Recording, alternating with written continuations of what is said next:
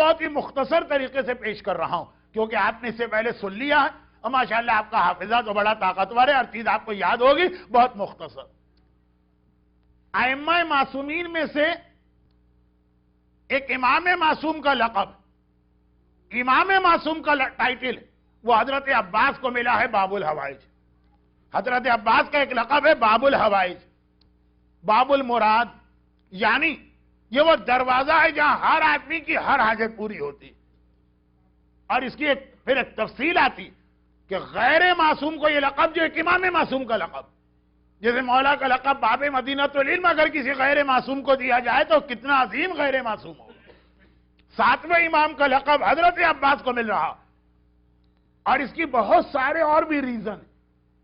رمضان کو ذہن میں رکھتے ہوئے صرف ایک بات اس وقت بھی میں نے پڑھی تھی، آج بھی ریپیٹ کرتا ہوں، اور وہ یہ کہ پروردگار کا وہی اصول، جو تم ہمارے لیے قربانی دو گے وہی چیز ہم تم کو عطا کریں گے، اور کئی ہزار، کئی لاکھ، کئی ملین گنا بڑھا کر۔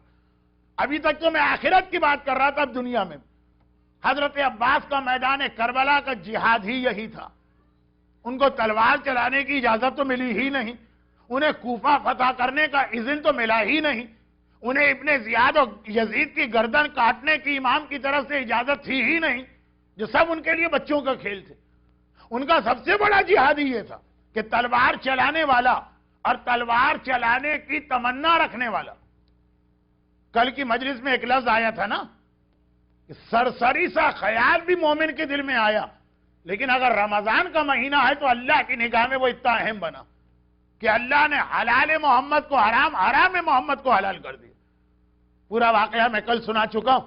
تو اب ایک سرسری سا خیال اگر دل میں آئے تو اللہ اس کو اتنا بڑا بنا دیتا۔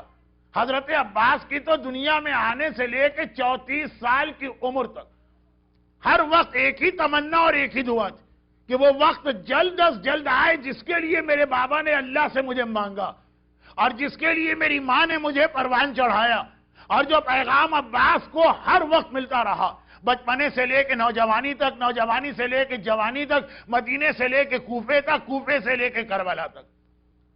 اسی ماہ مبارک رمضان کی 21ویں کو آپ حدیث سنیں گے مصائب میں کہ علی ہر بیٹے کا ہاتھ حسن کے ہاتھ میں دے رہے ہیں، عباس کا ہاتھ حسین کے ہاتھ میں دے رہے ہیں۔ اور جب ام المؤمنین گھبرا کے سوال کرتی ہیں مولا میرے عباس کی غلطی کیا، تو مولا جواب دیتے غلطی نہیں، یہ عباس صرف حسین کے لیے مانگا گیا، اور یہ صرف حسین کی نصرت کرے گا، حسین کو دیا جا رہا۔ میں اس کو بہت مختصر الفاظ میں بیان کر رہا ہوں۔ اور وہاں سے لے کے کربلا تک کہ جب عباس اپنے بابا کے صحابیوں کو، حبیب ابن مظاہر اور زہیر قین کو یہ گفتگو کرتے ہوئے سن رہے ہیں کہ دونوں ایک دوسرے سے کہہ رہے ہیں یاد ہے نا وہ رات جب مادر عباس مولا کے گھر میں آئی تھی اور مولا نے دعوت ولیمہ کی تھی، اور خوشی کے عالم میں میرا مولا اس دعوت میں بار بار کیا کہہ رہا؟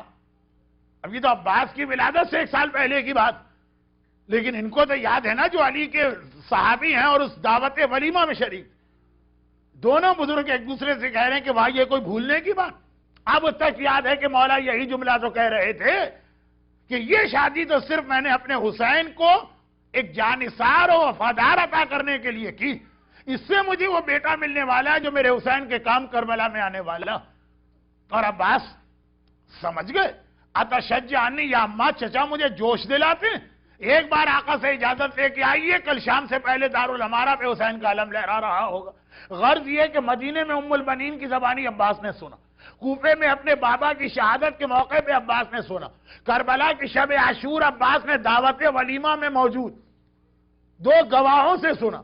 اور یہ سنا تو میں دنیا والوں کو بتانے کے لیے کہہ رہا ہوں، ورنہ عباس نے یہ پیغام بھلایا کب تھا؟ عباس کو اچھی طرح معلوم ہے۔ لیکن کیا ہوا یہ کہ جس کی سب سے بڑی دعا یہ تھی کہ میں حسین کی نصرت میں تلوار چلاؤں، روزے دار کی سرسری دعا اللہ کو اتنا پسند آتی، اور عباس تو گویا کربلا میں 3 دن کا روزے دار، اور وہ اتنی بڑی تمنا لے کے بیٹھا، اور حکم خدا آ گیا کہ نہیں؟ حکم خدا آ گیا، عباس تم تلوار نہیں چلاؤ گے۔ جو امام کہتا ہے وہ خدا کہہ رہا، امام کی زبانی، لیکن حکم خدا آ گیا عباس تلوار نہیں چلاؤ۔ عباس نے اپنے دل کی حاجت کو کچل دیا، عباس نے اپنی دعا کو قربان کر دیا. عباس نے کہا اگر حکم خدا ہے تو مجھے اپنی دعا بھی نہیں چاہیے, اور خدا کو یہی عمل تو اتنا پسند آتا ہے کہ اے عباس تم نے میری خاطر اپنی ایک حاجت کو قربان کیا, قیامت تک جتنے لوگ اپنی حاجتیں تیرے نام پہ لے کے آئیں گے ان کی حاجت کو میں پورا کروں گا. تو نے میرے لیے قربانی دی ہے, اب پروردگار تجھے اس کے بدلے میں اجر دے رہا ہے. مگر جس کی وجہ سے وہ باب الحوائج کہلائے. مگر یہ اصول خالی حضرت عباس کے لیے نہیں ہے, ان کے لیے تو یہ سب سے بڑا اصول بنا. ہر مومن کے لیے اپنی جگہ پر کہ تمہارے دل میں کوئی خواہش پیدا ہوتی ہے فلاں عمل کرو, اور صرف اللہ کی خاطر تم نے اسے قربان کیا, صرف اور صرف اللہ کی خاطر. کوئی دیکھنے والا نہیں, کوئی ہاتھ پکڑنے والا نہیں. جس کی بہت ہی چھوٹی مثال روزہ.